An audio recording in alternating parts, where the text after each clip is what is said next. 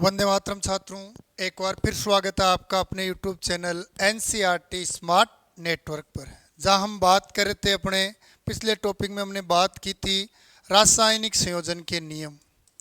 रासायनिक संयोजन के नियम,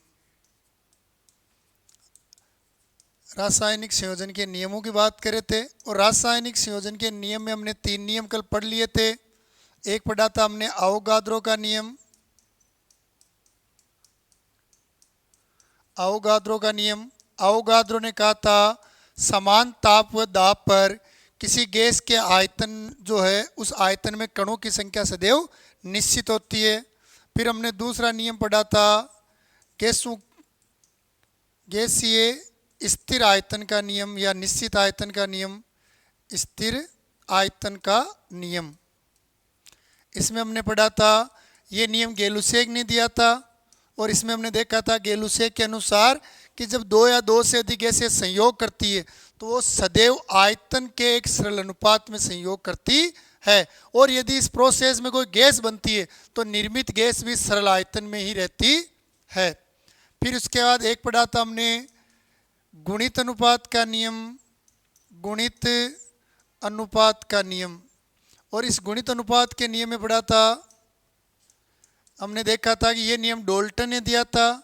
और डाल्टन ने बताया था कि जब दो तत्व जैसे हाइड्रोजन और ऑक्सीजन ये दोनों आपस में संयोग करके एक से अधिक यौगिक जैसे H2O और H2O2 बना रहे हैं तो इनमें से एक तत्व जो है जैसे हाइड्रोजन, तो दोनों ही यौगिकों में एक निश्चित अनुपात में रहेगा।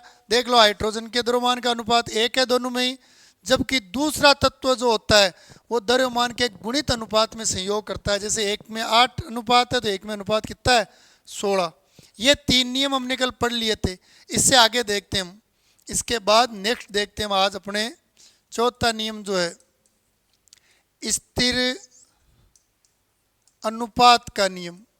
स्थिर अनुपात का नियम या नियत अनुपात का नियम भी कह सकते हो। बच्चों स्थिर अनुपात का नियम जो है ये प्राउस्ट ने दिया था। प्राउस्ट नामक वैज्ञानिक ने दिया था स्थिर अनुपात का नियम। और स्थिर अनुपात का नियम अपने को सीधा कहता है कि कोई भी यौगिक जो है उस यौगिक में तत्व सदैव द्रव्यमान के निश्चित अनुपात में संयोग करने से यौगिक बनता है। या ऐसे बोल दो कि यौगिक में तत्व द्रव्यमान के निश्चित अनुपात में रहते हैं। या अपोजिट लाइन कहें तो ये कह सकते हो कि जब दो तत्व या दो से अधिक तत्व द्रव्यमान के एक निश्चित अनुपात में संयोग करते हैं तो यौगिक का निर्माण होता है। इस नियम के अनुसार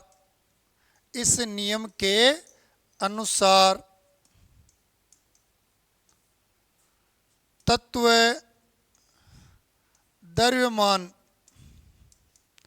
द्रव्यमान के निश्चित अनुपात में संयोग करते हैं तो यौगिक का निर्माण होता है। यौगिक का निर्माण होता है।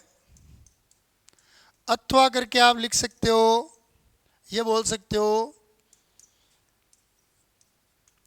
इस नियम के अनुसार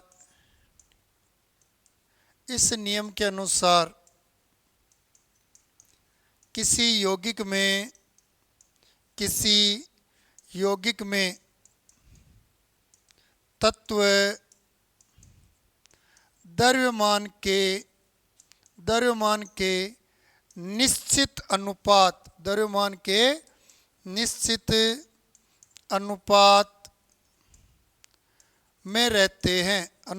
में रहते हैं या उपस्थित होते हैं। इसे बोलते हैं बच्चों स्थिर अनुपात का नियम। एक बार स्क्रीनशॉट ले देगा इसका।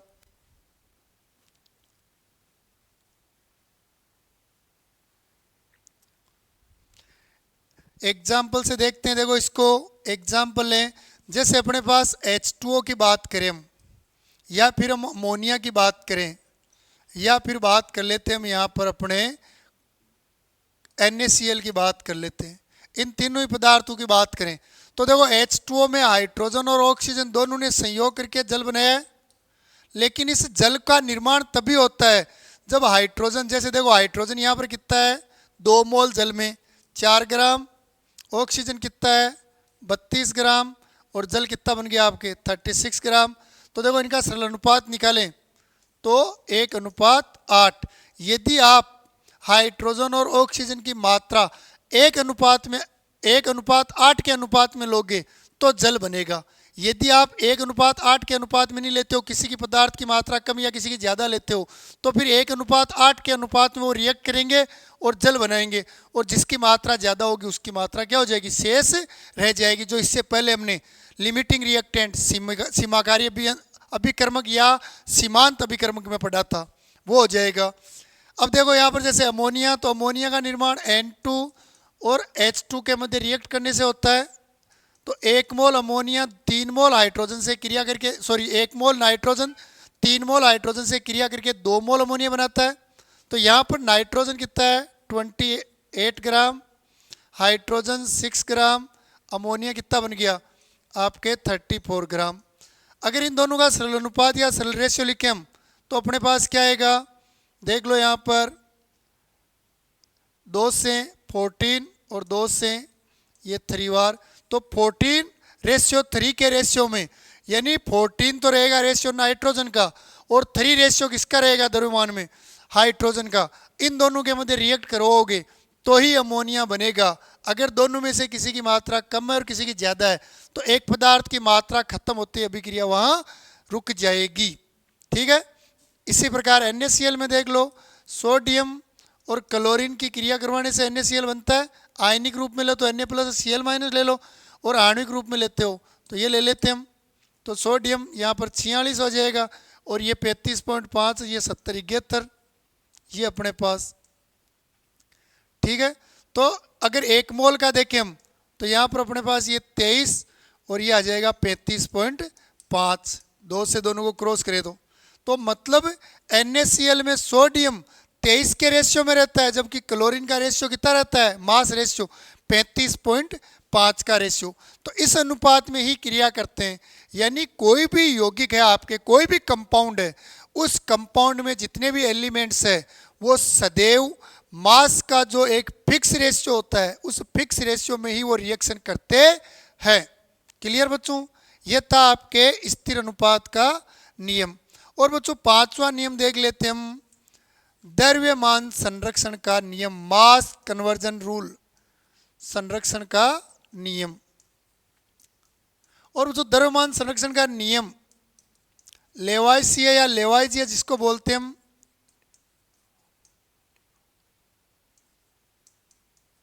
लेवाइसिया बोल दो, कई जगह लेवाइजिया लिखा होता है, इन्होंने प्रतिपादित किया।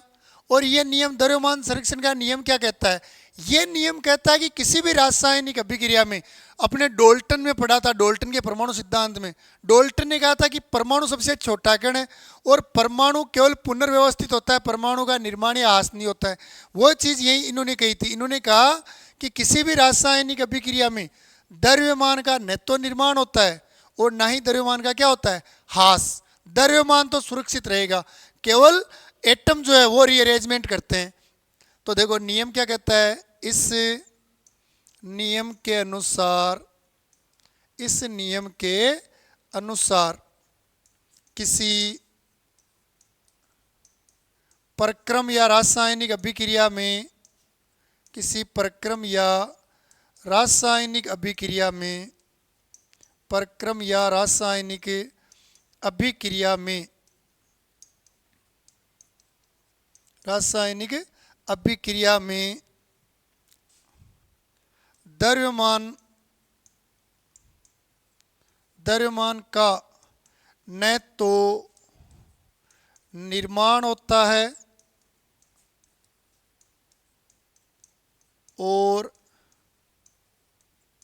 न ही ह्रास या विनाश होता है, ह्रास या विनाश होता है।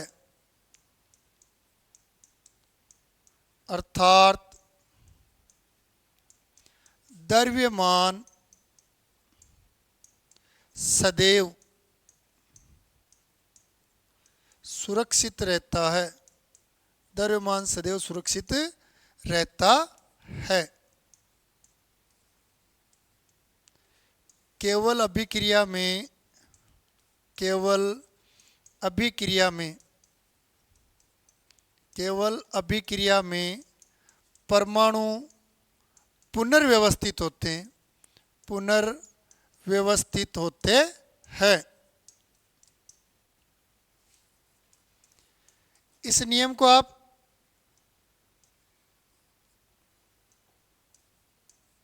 केवल यहां तक छोड़ सकते हो, अर्थात द्रव्यमान सुरक्षित रहता है। ये लाइन नहीं भी लिखो तो कोई दिक्कत नहीं है। ये तो ये बताने के लिए कि अभिक्रिया में द्रव्यमान सुरक्षित क्यों रहता है, क्योंकि परमाणु का भी निर्माण या ह्रास नहीं होता है, केवल परमाणु की जगह बदलती है या पुनर्व्यवस्थित होता है। स्क्रीनशॉट लो, देखिए एक बार इसका।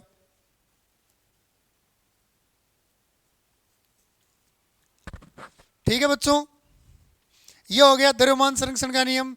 जैसे देखो एग्जाम्पल देख लेते हैं हम, यही ले लेते हैं। जैसे H2, इसकी क्रिया करवाते हैं हाफ मोल O2 के साथ, तो आपके बनता है 1 मोल H2O जल। तो आपने हाइड्रोजन की क्रिया किससे करवाई, ऑक्सीजन के साथ। ऑक्सीजन का आपने हाफ मोल लिया, तो दोनों के मध्य रिएक्ट करवाने से जल का निर्माण हुआ। अब देखो इस अभिक्रिया में ये अभिकारक अपने रिएक्टेंट जिसे कहते हैं हम, और तीर के निशान के बाद या राइट साइड जो लिखे हुए हैं वो आपके क्या है, उत्पाद है, जिन्हें आप प्रोडक्ट कहते हो। तो देखो अभिकारक में हाइड्रोजन कितने हैं, 2, और एक हाइड्रोजन एटम 1 ग्राम का होता है, तो इसका भार कितना हो गया, 2। ऑक्सीजन कितना है, हाफ, यहाँ पर O2 है, और एक ऑक्सीजन कितने होगा होता है अपने 16 ग्राम का, तो यहाँ पर 2 कण उनको हाफ कर देंगे, तो ये हो जाएगा आपके पास 32/2 इज इक्वल 16।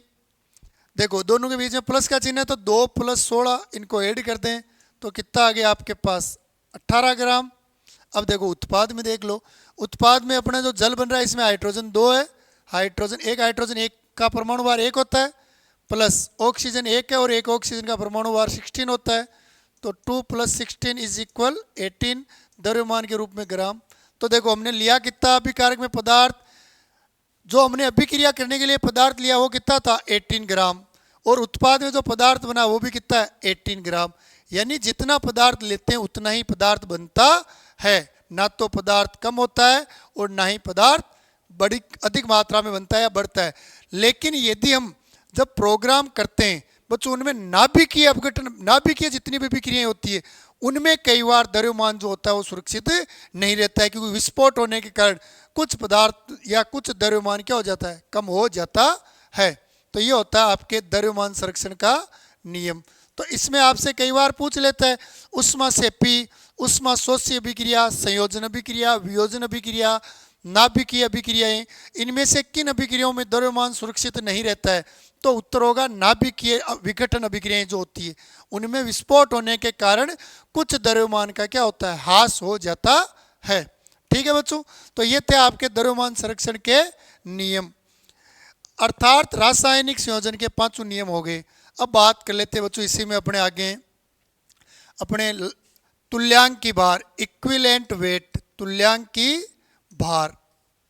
बच्चों तुल्यांक की भार को अगर हम परिभाषा के रूप में देखें तो देखो वो हाइड्रोजन जो होता है, हाइड्रोजन के एक एटम का भार लगभग 1.008 ग्राम के आसपास माना जाता है।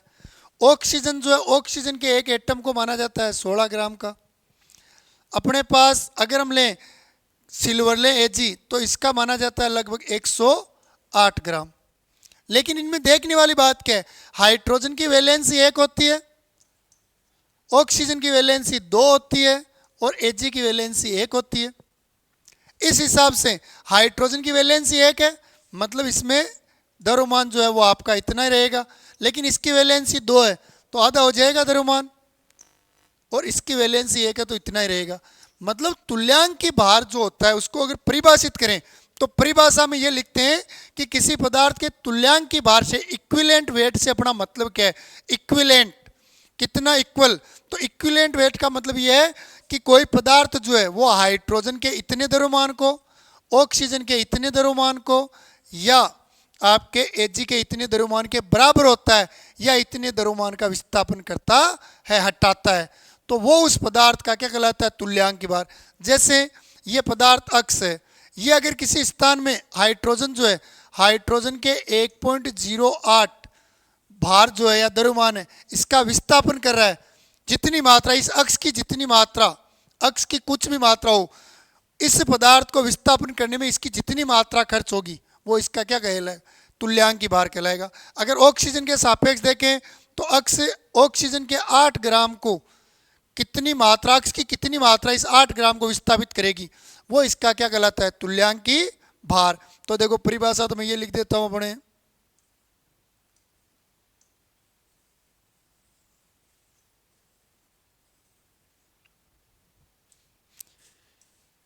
किसी पदार्थ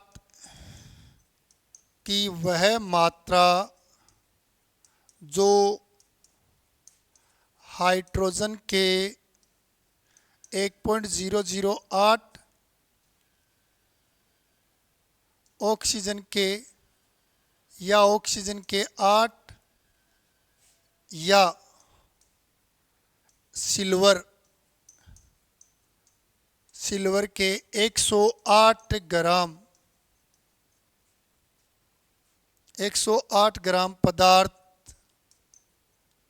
का विस्थापन कर देता है,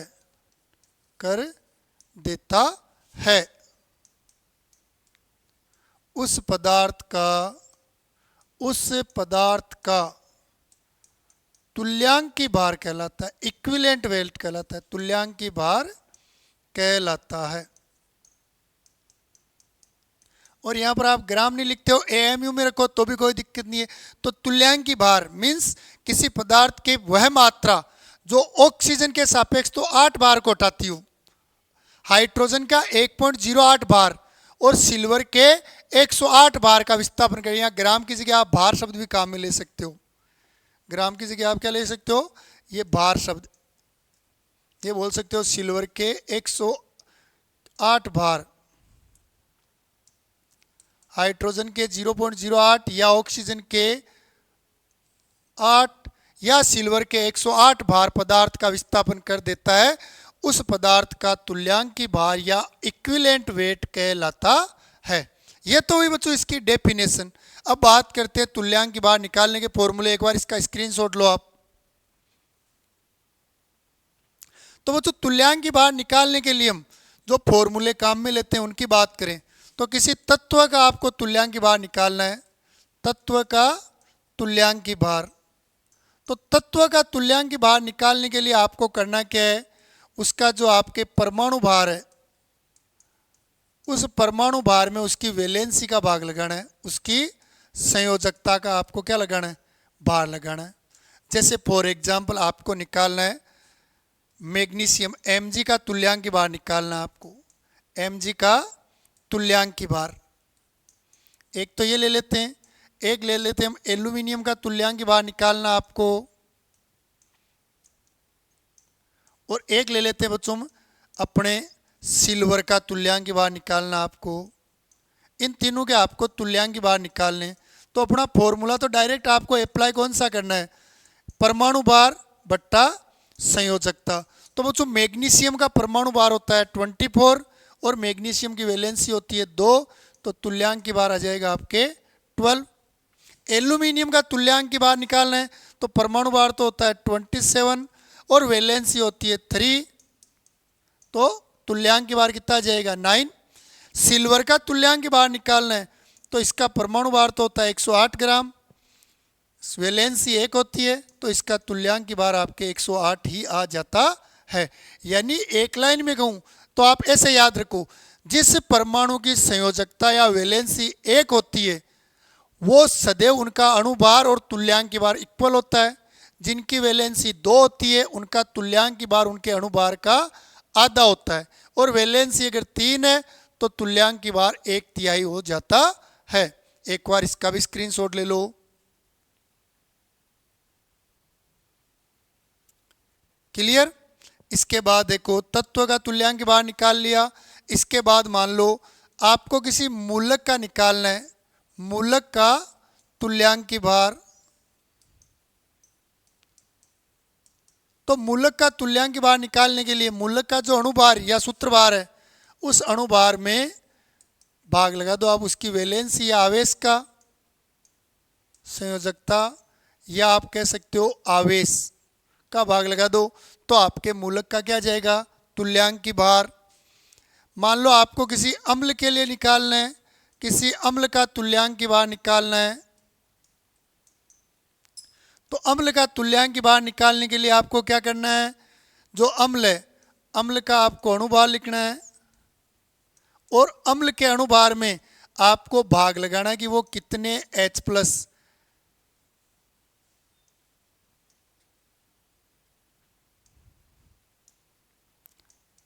त्यागे गए H+ की संख्या, H+ की संख्या, वो कितने H+ दे रहा है उनकी संख्या। जैसे आपसे बोल दिया जाए H2SO4 का तुल्यांकी भार निकालो, H2SO4 का तुल्यांकी भार।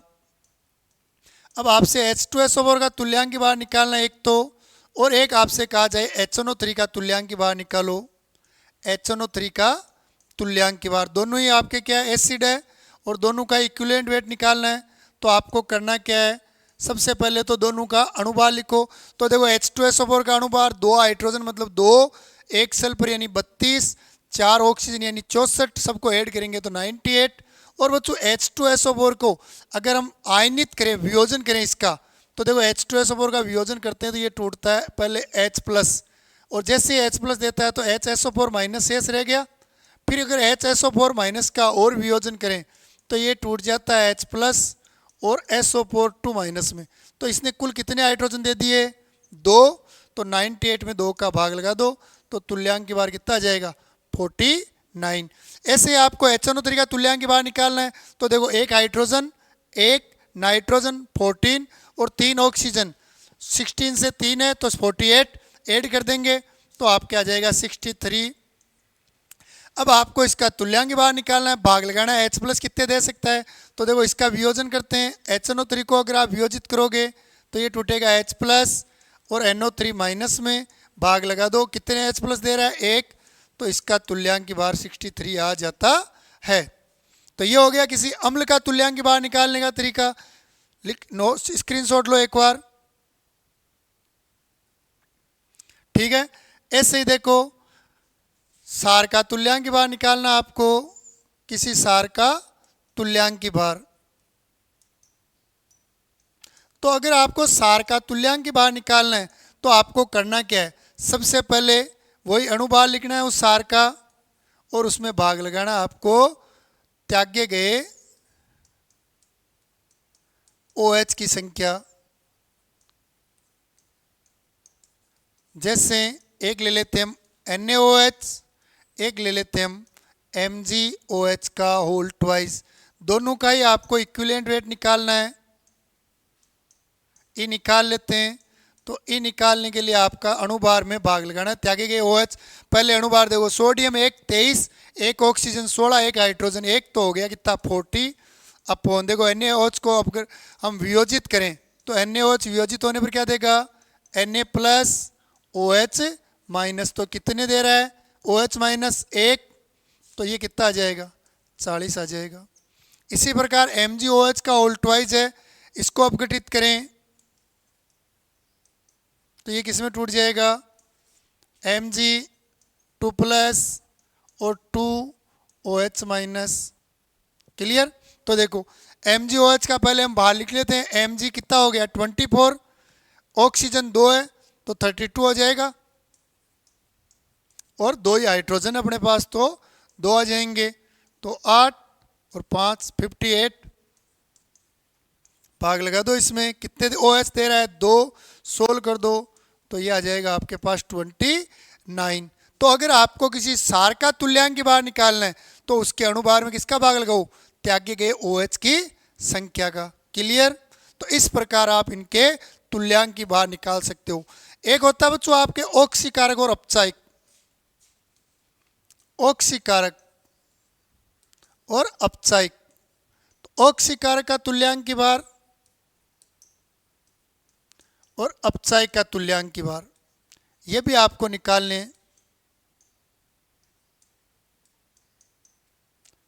इक्विवेलेंट निकालना, वेट आपको निकालना है ऑक्सीकारक और अपचायक का। तो सूत्र रहेगा इसमें अणुभार बट्टा